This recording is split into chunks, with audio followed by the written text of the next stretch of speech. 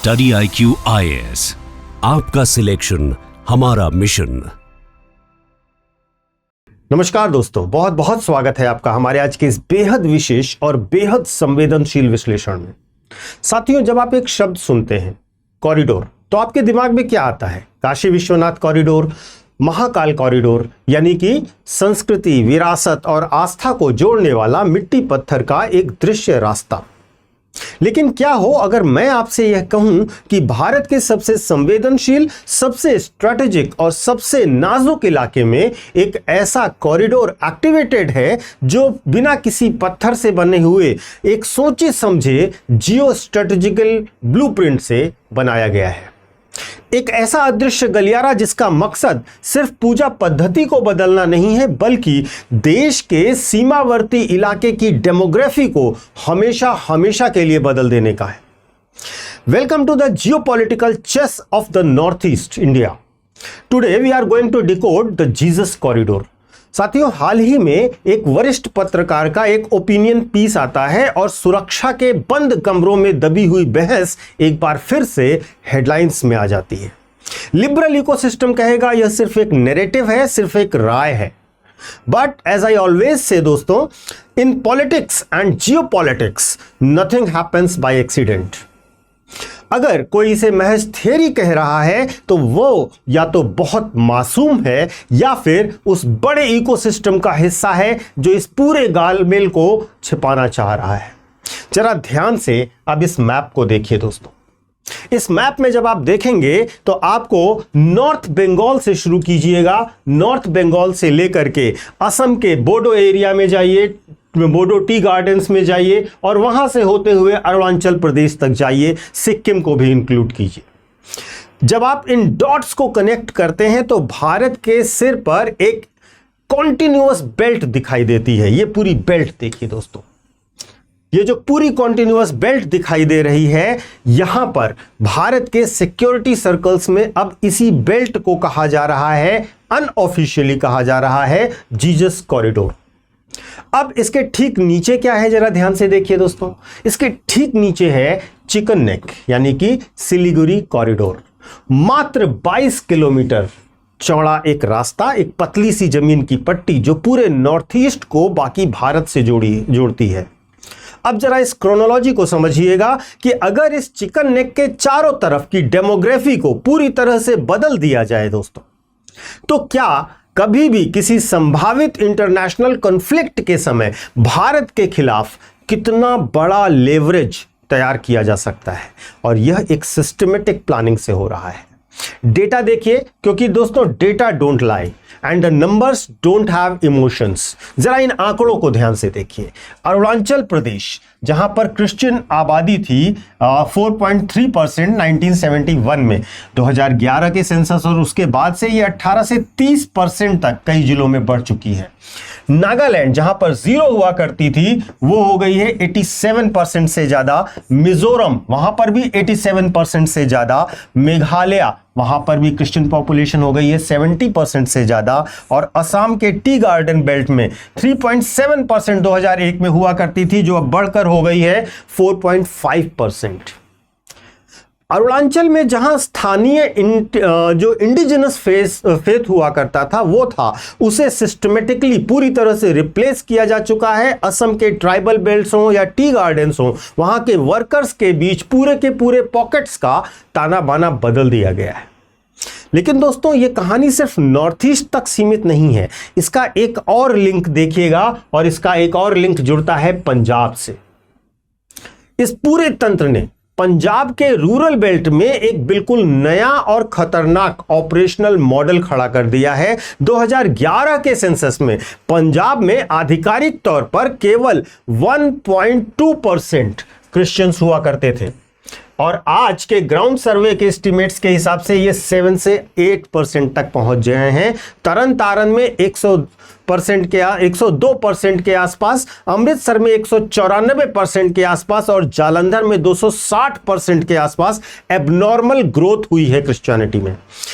पिछले 2-3 साल के अंदर ग्रामीण पंजाब में 1800 से ज्यादा चर्च खड़े हो चुके हैं। Now how did this happen? हमें यह समझना होगा, did it is a sudden spiritual enlightenment that hit the fertile land of Punjab? No, यहां दो बड़े हथियारों का इस्तेमाल किया गया है। एक है मिरेकल हीलिंग का, यानी कि मिरेकल हीलिंग का जो ढोंग होता है वो, और दूसरा एस्पिरेशनल फ्रॉड किया गया है पंजाब के साथ।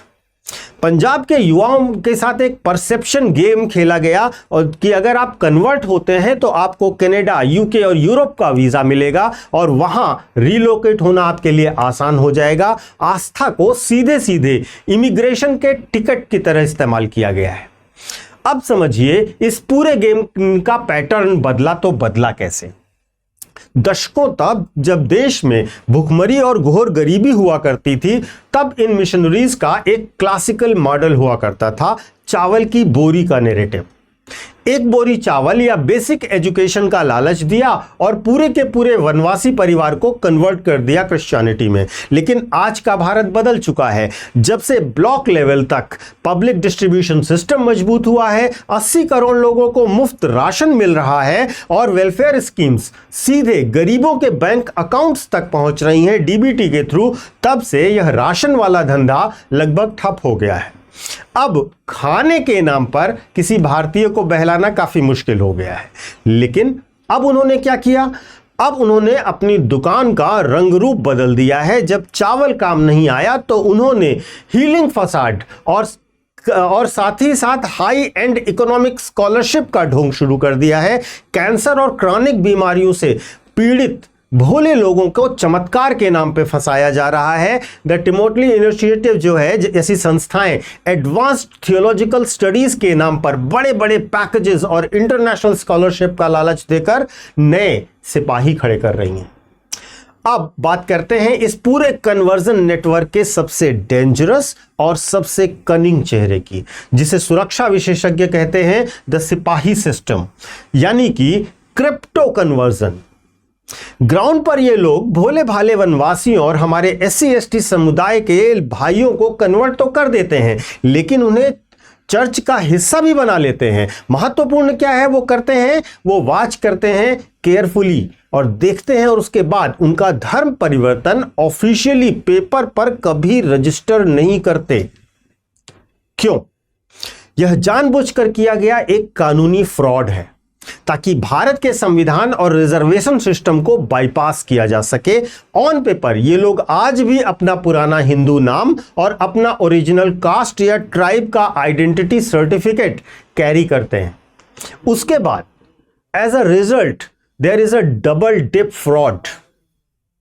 जो कॉन्स्टिट्यूशनल बेनिफिट्स, स्कॉलरशिप्स और सरकारी नौकरियां रिजर्वेशन के सच में पिछड़े और आर्थिक रूप से कमजोर हिंदू, SC/ST और बाकी वनवासी भाइयों के लिए मिलना चाहिए था, वो इन क्रिप्टो कन्वर्टेड लोगों को मिल जाती है। ये लोग हड़प लेते हैं। यानी कि एक तरफ फॉरेन फंडिंग से इनका विश्वास बदल दिया जाता है, दूसरी तरफ भारत सरकार के ही टैक्स पेयर्स के पैसे और रिसोर्सेज पर चलने वाले रिजर्वेशन सिस्टम का ये फायदा उठाते हैं और इन्हें इस सिस्टम में पहुंचाया जाता है ब्यूरोक्रेसी में ऊंचे पदों तक। ये अंदर बैठकर बाहर के आकाओं के लिए काम करने वाले एक स्लीपर सेल जैसी व्यवस्था में काम करते हैं। अब सवाल यह उठता है कि यह सब इतने सालों से चला कैसे? यह एक प्रश्न आपके मन में भी आ रहा होगा और आपका क्या परसेप्शन है आप जवाब देकर भी बता सकते हैं। लेकिन मैं आपको यहां पर एक बड़ा इंपॉर्टेंट विश्लेषण बताने जा रहा हूं। पहले की सरकारों में क्या हुआ कि उन्होंने एडमिनिस्ट्रेटिव फ्रेमवर्क को इस तरह से डिजाइन किया था कि चैरिटी के नाम पर चल रहे असली एजेंडे को कभी स्क्रूटनाइज ही ना किया जाए। 1976 में ही FCRA foreign contribution regulation act बन गया, लेकिन दशकों तक उसे इतना ढीला रखा गया कि कोई रियल अकाउंटेबिलिटी थी ही नहीं। लूपहोल्स इतने बड़े थे कि एक बार NGO अगर रजिस्टर हो गया तो उसके बाद उनके बैंक खातों और ग्राउंड वर्क की कोई सख्त मॉनिटरिंग भी नहीं होती थी। 2009 तक भारत में 33 लाख से ज्यादा NGO रजिस्टर हो चुके थे, यानी कि लगभग आप मान के चलिए प्रति 400 भारतीयों पर एक NGO काम कर रहा था। अब साथियों, इस नेशनल सिक्योरिटी थ्रेट को देखते हुए वर्तमान सरकार ने नियमों को पूरी तरह से बदल दिया और कल ही गृह मंत्री ने लॉन्च किया है FCRA 2.0 पोर्टल। गृह मंत्रालय के डेटा के मुताबिक नियम तोड़ने और फाइनेंशियल मिसमैच के चलते अब तक 20,000 से ज्यादा एनजीओ के FCRA लाइसेंस कैंसिल या नॉन रिन्यू की श्रेणी में डाल दिए गए हैं। सरकार ने 3 बड़े लक्ष्य निर्धारित किए हैं। पहला लक्ष्य है ट्रांसपेरेंसी यानी कि पारदर्शिता। विदेश से पैसा कहां से आया, किस खाते में गया और उसका अंतिम लाभार्थी एंड बेनिफिशियरी कौन था, एक रुपए का डिजिटल ट्रेल किया जाएगा। दूसरा है ट्रेसेबिलिटी। यहां पर बहुत इंपॉर्टेंट है कि ट्रेसेबिलिटी में इंटरनेशनल क्रॉस बॉर्डर कार्ड्स और एनोनिमस डिजिटल वॉलेट्स और ट्रांजैक्शंस पर बैंकिंग सिस्टम में स्ट्रिक्ट अलर्ट मैकेनिज्म लगा दिया गया है ताकि कोई भी फॉरेन एंटिटी बिना चेक के इंडियन मार्केट में रॉ कैश पंप ही ना कर सके। और तीसरा है बहुत इंपॉर्टेंट सेगमेंट, नेशनल सिक्योरिटी यानी राष्ट्रीय सुरक्षा का। अगर चैरिटी का पैसा भारत की संप्रभुता और डेमोग्राफी को बदलने लगा तो सीधा UAPA और एंटी टेरर फंडिंग एक्ट के अंतर्गत कार्रवाई की जाएगी।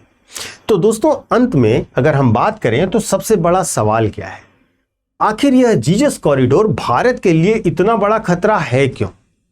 तो साथियों, ध्यान से समझिएगा, यह सिर्फ इस बात का मुद्दा नहीं है कि कौन किस गॉड की पूजा कर रहा है। यह पूरे नेशनल सिक्योरिटी फ्रेमवर्क को डिस्टेबलाइज करने की एक लंबी जियो स्ट्रेटेजिक चाल है। जब आप देश के सबसे संवेदनशील बॉर्डर और चिकन नेक के पास एक कॉन्टिन्यूअस रिलीजियस बेल्ट बना देते हैं, बेल्ट खड़ी कर देते हैं और उनमें से इन क्रिप्टो सिपाहियों को ऐड कर देते हैं जो ब्यूरोक्रेसी में बैठ जाते हैं, तब आप बिना किसी युद्ध के पूरे स्टेट ऑपरेटर्स को अंदर से खोखला कर देते हैं। एक पक्ष कहता है कि विदेशी धन का यह दुरुपयोग रोकने के लिए कठोर कार्यवाही देश हित में की जा रही है। वहीं नागरिक समाज का, सिविल सोसाइटी का एक धड़ा यह भी कहता है कि अत्यधिक नियंत्रण से ईमानदारी से काम करने वाले सामाजिक संगठनों को बाधा आ सकती है। लेकिन जब बात देश की सुरक्षा, अखंडता और हमारे वंचित समाज के अधिकारों की हो तो क्या किसी लूपहोल की इजाजत दी जा सकती है? आपको क्या लगता है दोस्तों कि क्या सरकार का यह कड़ा डिजिटल और कानूनी एक्शन इस अदृश्य नेटवर्क को पूरी तरह से ध्वस्त कर पाएगा? अपने विचार कमेंट बॉक्स में जरूर साझा कीजिएगा और इसके साथ साथ अगर आपके आसपास कहीं ऐसी घटनाएं हुई हैं और जिसको आपने अनुभव किया है जहां चावल या हीलिंग के नाम पर लोगों को कन्वर्ट किया जा रहा है तो उसे शेयर जरूर कीजिएगा। जागरूकता बहुत जरूरी है दोस्तों।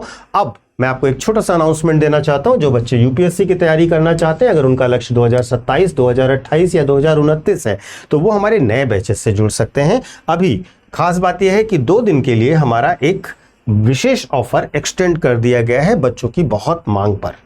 इस ऑफर के अंतर्गत आपको हमारे यहाँ हर एक कोर्स पर 50% का डिस्काउंट दिया जा रहा है यूपीएससी के, और साथ ही साथ डबल वैलिडिटी भी दी जा रही है। कोर्स में आपको 18 बुक का set, regular classes, mentorship, test series सब कुछ मिलेगा और बैचेस हिंदी माध्यम में, इंग्लिश माध्यम में और बाइलिंगुअल मिलेंगे। अगर आपको अपने कोर्सेज की डिटेल देखनी है तो आप डिस्क्रिप्शन बॉक्स में दिए गए लिंक पर जाकर या हमारे ऐप या वेबसाइट पर जाकर देख सकते हैं। और उससे भी महत्वपूर्ण, जब आप ये कोर्स को बाय करने जाएं, लेकिन ये 2 तारीख तक ही अवेलेबल है ऑफर, अब जब आप बाय करने जाएं तो इस कोड का इस्तेमाल कीजिएगा। यह कोड लगाइएगा PK Live और इस कोड को लगाते ही आपको मैक्सिमम डिस्काउंट मिल जाएगा, यानी कि आधी फीस हो जाएगी और डबल वैलिडिटी भी मिल जाएगी। तो देर मत कीजिए दोस्तों, मौका अच्छा है। मैं आपको अपने सोशल मीडिया हैंडल्स बता देता हूं। यूपीएससी मेंटोर पंकज सर के नाम से आप मुझे कनेक्ट कर सकते हो इंस्टा और टेलीग्राम पर। यहां पर आपको मेरे वीडियोस के भी लिंक मिल जाएंगे और आप अपडेटेड रहेंगे, मुझसे कनेक्टेड भी रहेंगे। Thank you so much. जय हिंद। स्टडी IQ IAS, आपका सिलेक्शन हमारा मिशन।